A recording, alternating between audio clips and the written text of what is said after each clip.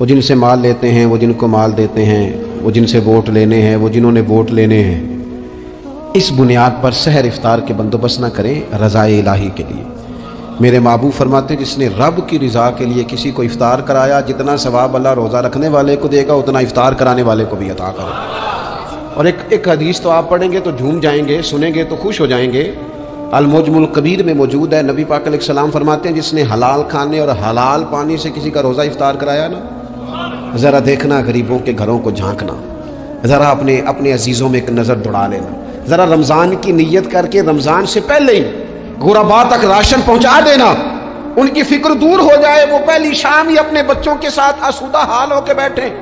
دیکھ لینا یہ نہ ہو کہ ایک بھائی کھول کے کھا رہا ہو اور دوسرے کے بچے منتظر ہوں کہ آج سحر افطار میں کیا کرنا ہے۔ اپنے گلی محلے میں دیکھ لینا، ہم اس رسول کے ماننے والے ہیں جنہوں نے فرمایا میں اسے مومن ہی نہیں جانتا جو پیٹ بھر کے کھائے اور اس کا ہمسایہ بھوکا رہ جائے۔ تھوڑا سا اپنے ارد گرد نظر ڈال لینا۔ المعجم الکبیر میں حدیث موجود ہے، اللہ کے پیارے رسول صلی اللہ تعالیٰ علیہ وسلم نے فرمایا جس نے حلال پانی سے حلال روٹی سے کسی کا روزہ افطار کرایا تو فرمایا فرشتے اس بندے کے لیے رمضان کے دنوں میں، رمضان کی گھڑیوں میں دعا کرتے ہیں، اور جناب جبریل امین اس کے لیے شب قدر کی رات دعا کرتے ہیں۔ حضرت جبریل شب قدر میں دعا کریں گے خاص رات، یا اللہ اس بندے پر فضل فرما، اس نے تو غریب آدمی کو افطار کرا۔ یہ ایک عبادت ہے، اس عبادت کا خیال کریں۔ پھر اعتکاف آئے گا، رمضان کے آخری 10 دنوں کا اعتکاف۔ اسلام میں رہبانیت نہیں ہے، لیکن کبھی کبھی سب سے کٹ کے اپنے رب کے ساتھ جڑ جانا، کچھ رات کی عبادتیں، کچھ تنہائی کے اذکار، کچھ درود و سلام کا ذوق، یہ ان ساری خوبصورتیوں میں سے ایک خوبصورتی اعتکاف بھی ہے۔ اللہ کے پیارے رسول علیہ الصلوۃ والسلام ہمیشہ اعتکاف کرتے ہیں، اور حضرت عطا بن رباح رضی اللہ تعالیٰ عنہ کیسی خوبصورت بات ارشاد فرماتے ہیں معتکف تو اس آدمی کی طرح ہے جیسے کسی بندے کو کسی کے ساتھ کوئی کام پڑ جائے نا تو وہ جا کے اس کے دروازے پر بیٹھ جاتا ہے کہ جب تک میرا کام ہوگا نہیں میں جاؤں گا نہیں۔ فرماتے ہیں یہ اعتکاف والا بھی آ کے رب کریم کے گھر بیٹھ گیا ہے کہ جب تک تو معاف نہیں کرے گا میں جاؤں گا نہیں، جب تک تو بخشش نہیں کرے گا میں اس دروازے سے ہٹوں گا نہیں۔ حضرت ابن عباس رضی اللہ تعالیٰ عنہ نبی پاک علیہ السلام کے روضہ انور کی طرف اشارہ کر کے کہا کرتے تھے زیادہ دیر نہیں ہوئی، اشارہ کر کے کہتے تھے زیادہ دیر نہیں ہوئی، اس روضہ مبارک میں آرام فرما۔ رسول رحمت علیہ السلام سے میں نے اپنے کانوں سے سنا ہے، اور جب یہ بات ارشاد فرماتے تھے تو روتے بھی تھے۔ فرماتے ہیں میں نے خود نبی پاک علیہ السلام سے سنا ہے کہ جو شخص اللہ تعالیٰ کی رضا کے لیے ایک دن کا بھی اعتکاف کرے گا نا، اللہ تبارک و تعالیٰ اس کے اور جہنم کے درمیان 3 خندقوں کی آڑ بنا دے گا، اور فرمایا ان کی مسافت زمین و آسمان سے بھی زیادہ ہوگی۔ یہ 3 خندقیں اتنی بڑی جن کی چوڑائی زمین آسمان سے بھی زیادہ ہوگی، ایک دن اعتکاف کر لے تو اللہ اس بندے کو دوزخ سے اتنا دور فرما دے گا۔ بہت سارے لوگ ہیں جن کو بڑا ٹائم ملتا ہے چھٹیاں گزارنے کے لیے، کبھی کسی سیاحتی مقام پر، کبھی کسی سیاحتی مقام پر، خرچہ بھی مل جاتا ہے، کام بھی ہو جاتا ہے، سارے سلسلے بن جاتے ہیں، بڑی بڑی جگہوں پہ لوگ جا کے ٹائم گزارتے ہیں۔ تو ایسا نہ ہو کہ 10 دن اللہ کے گھر میں بھی گزارے جائیں۔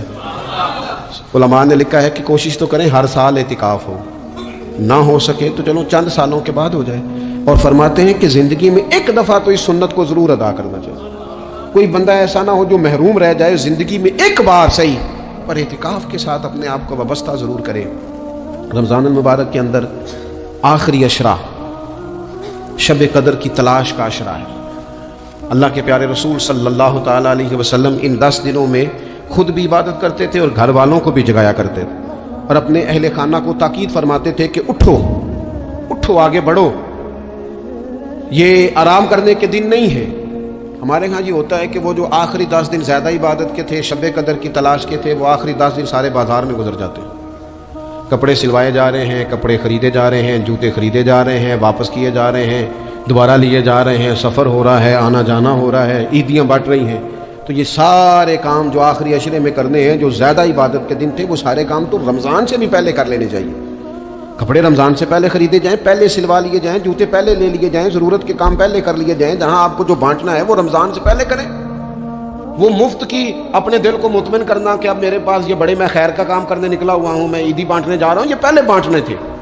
یہ عجیب بات ہے کہ جو زیادہ وقت مسجد میں گزارنے کا ٹائم تھا وہ سارا ہم نے ضائع کر دیا، وہ ادھر ادھر بازاروں کی نظر ہو گیا، میل ملاپ کی نظر ہو گیا، تو اگر چیزوں کو مرتب کیا جائے، میں تو دوستوں سے کہا کرتا ہوں زکوٰۃ کا حساب، صدقات کا حساب، صدقات فطر کا حساب، جتنے بھی روٹین کے کام ہیں اس کو کوشش کریں رمضان شریف سے پہلے آپ ترتیب دیں، آپ ان چیزوں کو پہلے سے مرتب کریں تاکہ وہ بہترین ہو جائیں۔ ہم تو اس دین کے ماننے والے ہیں جہاں نیت کرو تو اجر شروع ہو جاتا ہے۔ آپ رمضان کی نیت سے جو آج خرچ کریں گے اس کو اللہ تعالیٰ رمضان کے ثواب کے برابر ہی اجر عطا فرمائے گا۔ لیکن وہ ہم کچھ لوگ بڑا ایک صاحب مجھ سے کہنے لگے جی میں نے سنا ہے صدقہ فطر آخری عشرے میں ہی دینا چاہیے۔ میں نے کہا آپ کا پروگرام تب دینے کا، اسی لیے آپ نے یہ گاڑا کر کے سن لیا، ذرا اس کو آپ نے زیادہ غور سے سن لیا ہے۔ آپ جب ضرورت محسوس کریں، جب آپ سمجھیں کہ کسی کو ضرورت ہے، ضرورت کے وقت کوئی چیز کام نہ آئی تو پھر کب جا کے کام آئے۔ تو میری آپ سے یہ اپیل رہے گی کہ پہلے سے چیزوں کو مرتب کریں، معاملات کو پہلے سے طے کریں۔ وہ لوگ بڑے اچھے ہوتے ہیں جو وقت پر منصوبہ بندی کرتے ہیں، جو چیزوں کو ٹائم پہ مرتب کرتے ہیں۔ وہ ٹائم جو ہمارا بالکل اللہ کی بارگاہ میں حاضری کا ہے، عبادات کا ہے، اگر وہ سارا گاڑیوں کی نظر ہو جائے گا، اسفار کی نظر ہو جائے گا تو ہم نے حاصل کیا کیا۔ ایک بات آخر میں بڑے درد کے ساتھ آپ کی خدمت میں عرض کرنی ہے، ہر سال کہتا ہوں، اس سال بھی کہوں گا، ذاتی اخراجات کو کچھ کم کیا جائے۔ ذاتی اخراجات نہ کچھ لوگوں کے بہت زیادہ ہیں، ان کے اپنے لباس کے، کپڑوں کے، اور وہ اخراج میں نے پچھلے جمعے بھی کہا تھا، اسلام ذبائش کی اجازت دیتا ہے، نمائش کی اجازت نہیں دیتا۔ نمائش والے کام اگر تھوڑے چھوڑ دیے جائیں کچھ بھی نہیں ہوتا۔ میں تو شاید اگر میں سینکڑوں کہہ دوں تو غلط نہیں ہوگا، لیکن بیسیوں تو لوگ ایسے ضرور ہوں گے کہ جو عید ساری سو کے گزارتے، سارا دن سوئے رہتے، پتہ نہیں وہ اتنے مہنگے مہنگے کپڑے کس لیے خریدتے، عید کی نماز پڑھی سو گئے، اور بھئی آپ کا فون بند تھا جی میں سو رہا تھا جی، تو بھئی وہ جو آپ نے 1.5 مہینہ درزی کے پاس آنا جانا لگایا وہ کس مقصد کا؟ رات کوئی پہننا تو کوئی پرانا جوڑا پہن لیتے۔ ایسی مصیبت کیا بنی ہوئی تھی؟ اتنے مہنگے کپڑے خریدے، اتنا مہنگا جوتا لیا اور دن سارا سو کے گزار دیا۔ ذاتی اخراجات کام کریں۔ پتہ کیا ہے، فرق بہت بڑھتا جا رہا ہے، بہت بڑھتا جا رہا ہے۔ یعنی ایک جگہ پہ چیزیں پڑی ہیں، خراب ہو گئی ہیں، کھانے کا ٹائم نہیں، پہننے کا ٹائم نہیں، اور ایک جگہ وہ ہے کہ جہاں لوگ دوائی کو ترس رہے ہیں۔ گندم امیر شہر کی ہوتی رہی خراب، اور بچی کسی غریب کی فاقوں سے مر گئی، اور کسی نے کہا تھا کہ غریب شہر تو فاقوں سے مر گیا لیکن امیر شہر نے ہیرے سے خودکشی کر لی، اللہ معاف فرمائے۔ تو بہت ساری جگہوں پہ لوازمات زیادہ ہیں، اخراجات زیادہ ہیں، تکلفات زیادہ ہیں۔ اس رمضان میں مہنگائی کا جو زور ہے، حالات کی جو سنگینی ہے، اور تھوڑا پیچھے جائیں تو غریب علاقوں میں جس قسم پرسی کے ساتھ لوگ اپنا وقت بتا رہے ہیں، اگر صرف امیر لوگ اپنے کچھ ذاتی اخراجات کو کنٹرول کرنے میں کامیاب ہو جائیں تو بڑے سارے لوگ ایسے ہیں جن کے لیے وہ خوشیاں بانٹنے کا ذریعہ بنیں گے، اسباب میں۔ اور ویسے بھی زندگی سادہ کریں، آسان ہو جائے گی۔ زمین پر چلیں، آپ محسوس کریں گے کہ زندگی بہتر ہو گئی ہے، آسانی والی ہو گئی ہے۔ اللہ کی بارگاہ